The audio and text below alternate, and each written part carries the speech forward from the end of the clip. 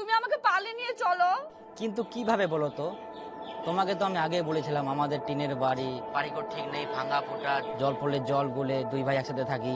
তো বাড়িটা ফটাফট করো না, আমার আর ভালো লাগছে না এখানে জানো। আবার আমাকে একটা ছেলে দেখার জন্য আসতে চাইছিল, কিন্তু আমি মানা করে দিয়েছি। আমার না একটা টেনশন হচ্ছে। কিসের টেনশন? আমার মা একদিন কি বলেছিল জানো? আর তুই যদি কোনোদিন পালাই যাস, মুখ কষ্ট দিয়ে যাবো তো তুইও কোনোদিন শান্তিতে থাকতে পারবা না। আমি যদি কোনোদিন পালিয়ে যাই, আমাদের কোনোদিনও মেনে নেবে না। হ্যাঁ, এটা তো জানি কোনোদিন মেনে নেবে না। শুধু এটাই নয়, আরো একটা কথা বলেছে জানো? আর মই কোনোদিন তোর বাচ্চা হবা দিবা না। আর তোর যত জামা কাপড় জিনিসপত্র আছে সব মই পুরাই দিই।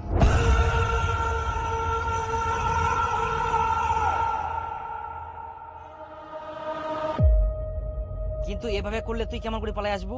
ভয় করো না গো, আমি কিচ্ছু হতে দিব না।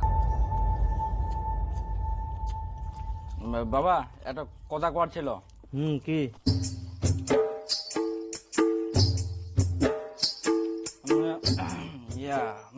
মই না মই একটা ছেলে ভালোবাসুম।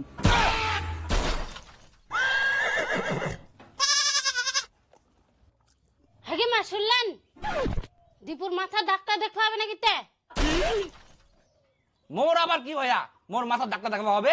সব ছেলেগুলা মেয়েকে ভালোবাসে আর তুই ফের ছেলেকে ভালোবাসিস? ছন্দা কয়াম তা কি? না, মানে মই মেয়ে মানুষকে ভালোবাসো।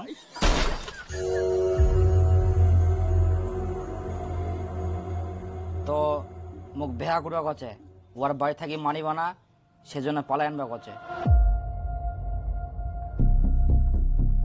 এই সময় বেহা, বাড়ি ঘর কিছু ঠিক নাই। বাড়ি ঘর দিবা হবে।